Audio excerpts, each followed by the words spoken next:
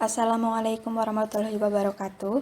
Kami dari kelompok 2 yang beranggotakan saya, Uhti Mubarokah, Eni Sulistiani, Retno Giarsi, Beni Mahardika, Diah Novita, Zulkifli Sulistiono, Dwi Rahayu Safitri, Tri Setiawati, Linawati, dan Nurul Faizeh.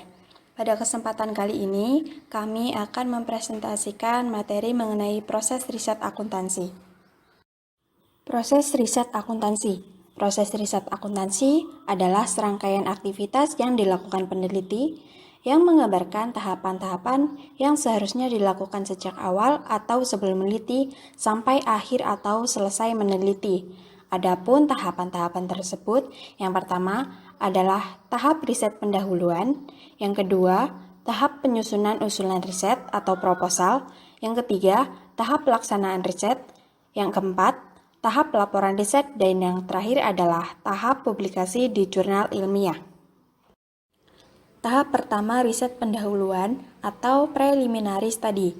Pada tahap ini dibagi menjadi 5. Yang pertama adalah menentukan area riset. Riset sebaiknya fokus pada area tertentu saja. Selanjutnya menentukan bagaimana dengan topiknya, objeknya, dan tempat atau di mana riset itu akan dilakukan. Dan pada area ini, peneliti sudah dapat menentukan judul tentatif yang sesuai dengan topik tersebut. Namun judul ini masih dapat bergeser sesuai dengan hasil analisis riset. Selanjutnya, peneliti dapat mengestimasi jenis data apa yang akan digunakan, apakah data primer atau data sekunder, serta konsep dan teori yang akan digunakan. Yang kedua adalah membaca dan menelaah kritis artikel penelitian. Sebelum memulai penelitian, peneliti yang baik harus dapat membaca dengan baik hasil penelitian orang lain yang akan dijadikan sebagai acuan. Hal ini dapat mengukur kemampuannya dalam melakukan penelitian. Karena peneliti yang baik adalah ia yang mampu membaca penelitian orang lain dengan baik pula.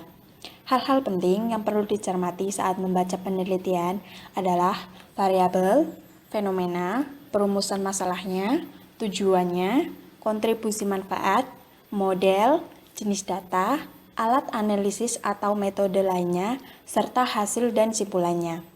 Tahap membaca ini dijadikan sebagai landasan dalam menyusun proposal, khususnya kerangka konseptual. Yang selanjutnya yaitu ide riset akuntansi. Setelah peneliti melakukan telaah kritis atas artikel yang dijadikan acuan atas atau referensi dan menemukan ide penelitian, maka peneliti dapat menghubungkan ide-idenya dengan fenomena yang ada di lapangan atau empiris.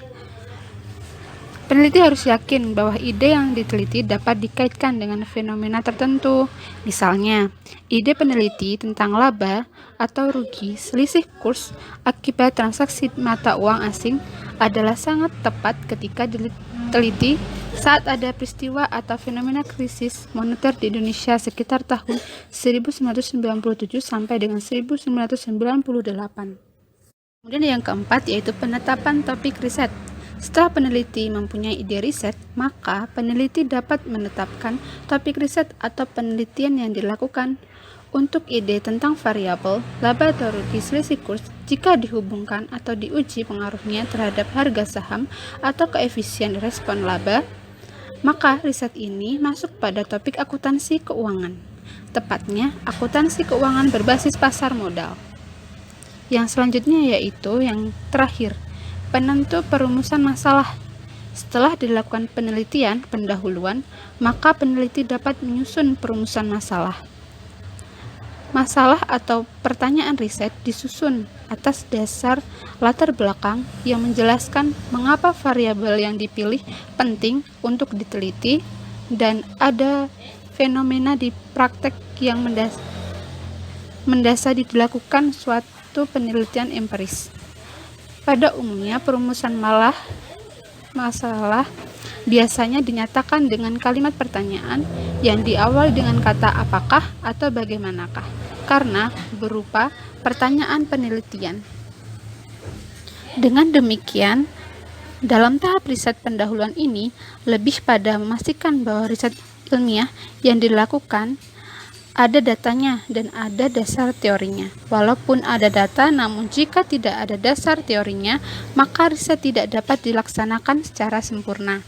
Dan sebaliknya, jika ada teori namun jika tidak ada datanya, maka riset juga tidak dapat dilaksanakan secara sempurna. Pada tahap ini, peneliti sudah dapat juga mulai memikirkan desain riset yang tepat. Tahap penyusunan usulan penelitian. Tahap ini dilakukan setelah peneliti melakukan riset pendahuluan. Dan yang akan kita bahas pertama adalah tentang abstrak. Sebenarnya pada usulan penelitian, abstrak tidak wajib disusun, karena proposal belum menemukan atau memuat hasil empiris. Jadi, kalaupun disertakan, abstrak akan berisi tentang hasil penelitian secara teori atau hasil riset terdahulu. Umumnya, abstrak disusun dalam bahasa Inggris dan disertai dengan kata kunci atau keyword. Selanjutnya adalah latar belakang. Latar belakang memuat tentang motivasi penelitian dan argumentasi pentingnya melakukan riset terhadap variabel-variabel penelitian yang telah dipilih oleh peneliti, baik variabel dependent, independent, moderating, ataupun variabel kontrol. Dan yang ketiga adalah rumusan masalah. Rumusan masalah didapat dan didasari dari motivasi dan argumentasi penelitian yang telah dijelaskan di latar belakang. Biasanya disusun dalam bentuk kalimat pernyataan riset maupun pertanyaan riset. Contohnya seperti, bagaimanakah pengaruh laba rugi selisih kurs akibat transaksi mata uang asing terhadap earning response coefficient? Yang keempat adalah tentang tujuan penelitian. Biasanya tujuan penelitian selalu inline dengan rumusan masalahnya. Jadi jika ada 5 rumusan masalah, akan ada 5 tujuan penelitian. Dan sebenarnya tujuan penelitian ada 3, yaitu menggali informasi, kemudian menjelaskan atau mendeskripsikan, dan menguji hipotesis. Jadi sebaiknya menghindari kata tujuannya untuk mengetahui atau just to know dalam tujuan penelitian, karena tujuan seperti ini tidak menjelaskan secara detail apakah tujuan dari penelitian akan dilakukan tersebut. Selanjutnya adalah tentang kontribusi ataupun manfaat penelitian. Penelitian yang dilakukan memang seharusnya memiliki manfaat, baik itu bagi praktisi, akademisi, ataupun memiliki kontribusi terhadap perkembangan teori dan ilmu pengetahuan. Yang keenam adalah sistematika penulisan. Sistematika penulisan sebaiknya disusun oleh peneliti pada saat menyusun proposal. Peneliti harus dapat mengestimasi dan mengalokasikan waktu secara terstruktur untuk masing-masing tahapan riset yang dapat dilakukan. Hal ini dilakukan agar riset dapat dilaksanakan tepat waktu. Yang ketujuh adalah telaah literatur. Pada bagian ini, peneliti menjelaskan telaah literatur masing-masing variabel dan hubungan antar variabel, serta menjelaskan literatur yang mendasari masing-masing variabel yang digunakan dalam model penelitian. Yang kedelapan adalah sintesis teori dan penyusunan rerangka konseptual. Pada bagian ini, peneliti menjelaskan persamaan dan perbedaan riset yang dapat diteliti dengan riset terdahulu, dan kemudian memetakan gambaran rekomendasi riset berikutnya. Berdasarkan hasil sintesis teori, kemudian disusun suatu kerangka konseptual yang menjelaskan secara kronologis konsep teori yang sudah dibangun atas teori yang sudah ada. Yang kesembilan adalah formulasi hipotesis. Hipotesis yang disusun harus berdasar pada teori atau hasil penelitian terdahulu yang disintesis. Hipotesis yang diformulasikan harus diuji dengan alat uji statistik, parametrik, dan non-parametrik. Yang ke-10 adalah ruang lingkup dan jenis riset. Bagian ini menjelaskan ruang lingkup riset yang membantu peneliti untuk fokus membahas argumentasi, literatur, dan metode sesuai dengan area yang dipilih, serta menjelaskan jenis atau desain penelitian yang digunakan. Yang ke-11 adalah data dan sampel. Data yang digunakan dalam penelitian harus dijelaskan, misalnya menggunakan data sekunder atau primer. Selain itu, metode penyampelan atau sampling method juga harus dijelaskan pada bagian ini. Yang ke-12 adalah identifikasi variabel, definisi konseptual, dan operasional. Pada bagian ini, peneliti mengidentifikasi variabel yang diamati, kemudian menjelaskan definisi konseptual dan operasionalnya. Selanjutnya yang ke-13 yaitu desain dan model riset. Desain dan model riset harus dijelaskan pada bagian atau bab metode penelitian dalam usulan riset atau laporan riset. baik dalam bentuk gambar maupun model persamaan statistiknya. Yang ke-14 yaitu teknik analisis data. Teknik analisis data yang digunakan disesuaikan dengan tujuan, hipotesis, dan desain penelitian yang dibuat oleh peneliti. Adapun beberapa jenis teknik analisis data yang dapat dipilih, di antaranya analisis faktor biasa dan komponen-komponen utama, multiple regression and multiple correlation, multiple discriminant analysis dan logistic regression, canonical correlation analysis, multivariate analysis of variance and covariance, conjoint analysis, dan lain sebagainya. Tahap ketiga, pelaksanaan riset. Nah, pada tahap ini dilakukan setelah usulan penelitian disetujui untuk dilanjutkan dalam tahap pelaksanaan. Nah, langkah-langkahnya pelaksanaan risetnya yaitu yang pertama, pengumpulan data, penentuan populasi, dan pemilihan sampel. Data yang didapat diperoleh dari responden maupun dari data sekunder yang dikeluarkan oleh pihak tertentu. Kemudian pengujian data. Nah, pada pengujian data ini sebaiknya si peneliti memastikan validitas dan reliabilitas datanya terlebih dahulu. Untuk data yang primer, harus diuji validitas dan reliabilitas, sedangkan untuk data sekunder tidak perlu dilakukan uji tersebut karena udah valid oleh penerbitnya. Yang ketiga, analisis data. Pada tahap analisis data, kita menggunakan teknik analisis sebagai uji statistik parametrik maupun non-parametrik. Contohnya yaitu regresi untuk menguji pengaruh variabel independen terhadap dependen. Kemudian nomor 4, interpretasi hasil analisis dan pembahasan.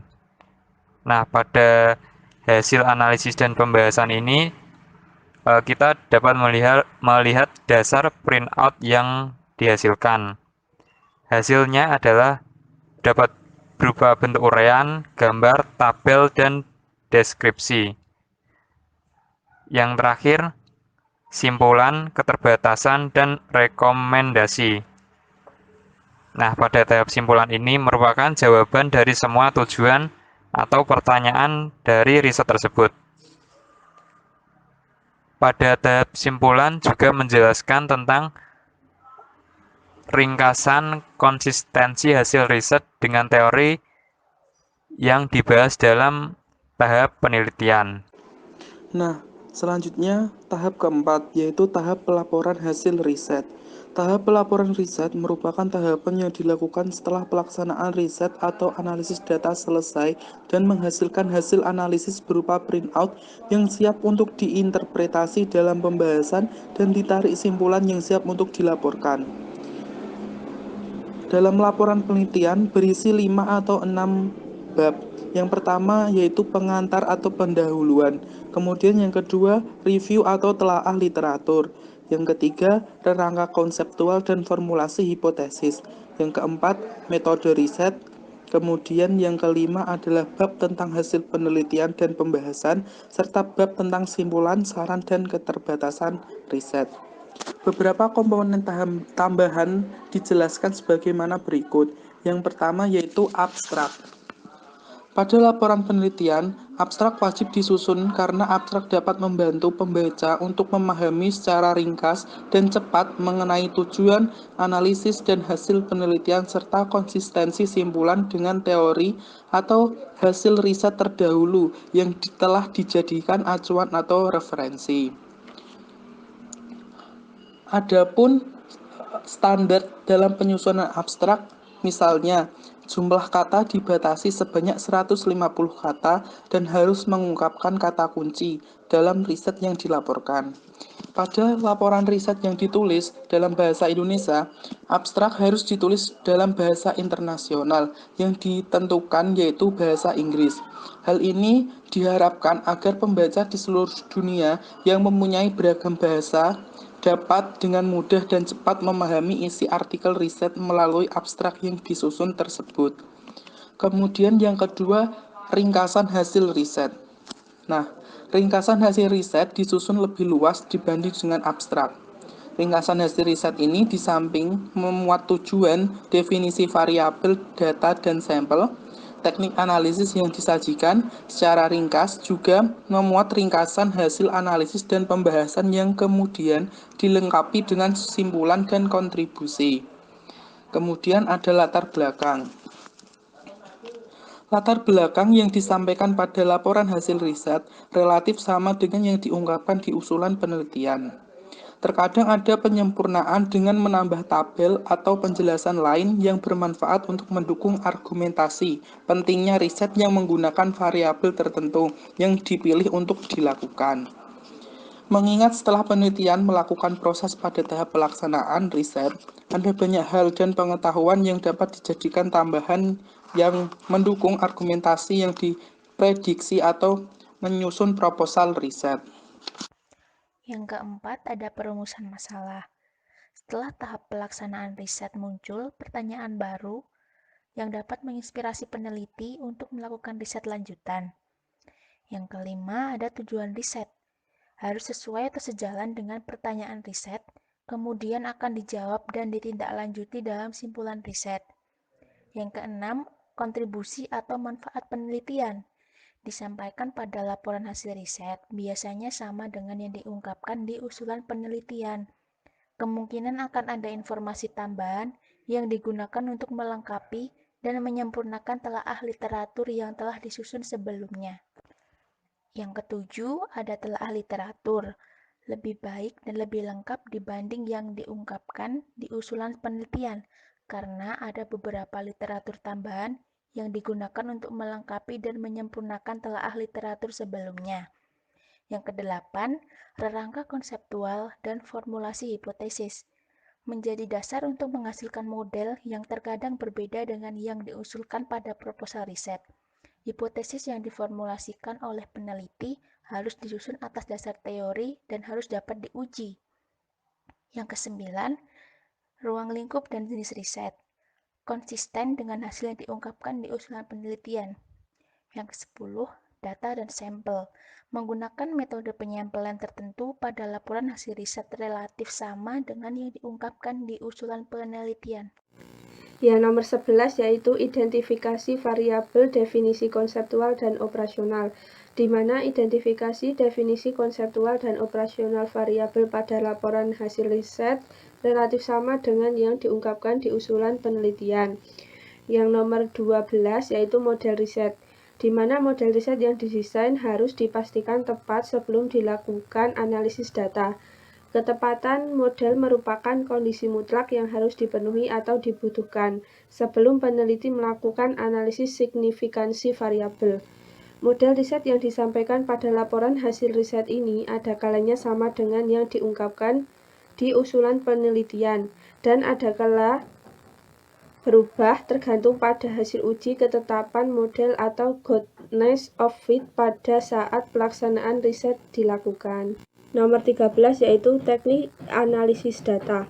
Teknik analisis data pada laporan hasil riset relatif sama dengan yang diungkapkan di usulan penelitian, yaitu harus konsisten dengan pernyataan riset dan disesuaikan dengan desain riset. Teknik analisis data digunakan sebagai alat untuk menguji hipotesis yang diformulasikan, kemudian dilaporkan hasilnya dalam tabel-tabel hasil analisis yang dinarasikan dan diinterpretasikan sebelum dibahas dan ditarik kesimpulan. Hasil analisis data harus sesuai dengan langkah-langkah yang dinyatakan dalam teknik analisis data. Setelah data yang dikumpulkan dan instrumen diuji validitas dan reliabilitasnya, maka dilakukan uji model yang kemudian dilanjutkan dengan analisis data. Yang selanjutnya adalah hasil riset. dan pembahasan atau diskusi hasil. Hasil riset diinterpretasikan berdasarkan hasil analisis statistik berupa printout. Hasil riset disajikan dalam bentuk tabel-tabel yang diikuti dengan narasi dan interpretasi. Kemudian dilaporkan juga hasil pembahasan yang membahas masing-masing hasil uji yang menjawab uji statistik deskriptif maupun inferensial. Yang ke-15 adalah simpulan, keterbatasan, dan rekomendasi. Simpulan disusun atas dasar hasil analisis yang sudah dijelaskan pada tahap pelaksanaan riset di atas. Pada dasarnya ada 3 hal penting yang diungkapkan dalam simpulan. Yang pertama adalah tujuan riset, simpulan, dan konsistensi hasil riset dengan teori atau hasil riset terdahulu yang diacu. Kemudian dijelaskan pula pada bab ini mengenai keterbatasan riset. Kemudian disertai dengan rekomendasi atau riset anjuran bagi peneliti berikutnya. Yang ke-16 adalah daftar referensi dan lampiran. Semua referensi yang diacu, baik yang bersumber dari jurnal maupun dari buku ajar atau textbook, dimasukkan dalam bagian ini dengan susunan yang standar. Kemudian, hasil riset juga harus memuat semua lampiran yang relevan, misalnya lampiran tentang nama perusahaan yang dijadikan sampel, kuesioner yang digunakan, printout hasil uji statistik, dan hal lain yang relevan untuk dilampirkan. Kemudian tahap kelima adalah diseminasi dan publikasi hasil penelitian. Tahap diseminasi dan publikasi riset merupakan tahap terakhir setelah tahap pelaporan riset. Dilakukan sebagai upaya peneliti untuk melakukan diseminasi hasil risetnya. Hasil riset merupakan karya yang disebarkan kepada pembaca atau peneliti untuk kemudian ditindaklanjuti. Untuk itu, maka semakin baik hasil riset adalah hasil yang mudah dipahami oleh pembaca karena disajikan dengan jelas dan sederhana atau sering disebut dengan parsimoni. Sebelum artikel penelitian disubmit di jurnal ilmiah terakreditasi atau internasional yang bereputasi, biasanya artikel penelitian dipresentasikan di konferensi atau simposium nasional atau internasional untuk mendapatkan masukan baik secara substansi, bahasa, maupun metodologinya, sehingga akan menjadikan hasil riset tersebut semakin mendekati sempurna dan siap disubmit ke jurnal riset untuk dipublikasi. Pada tahap ini, laporan hasil penelitian yang berjumlah sekitar 100 halaman diringkas menjadi artikel penelitian yang hanya berjumlah sekitar 20 halaman yang disebut manuskrip. Manuskrip dapat dimasukkan di submit untuk dipublikasi pada jurnal internasional bereputasi atau jurnal nasional yang terakreditasi. Sekian penjelasan materi dari kami mengenai proses riset akuntansi. Apabila ada kurangnya kami mohon maaf. Wassalamualaikum warahmatullahi wabarakatuh.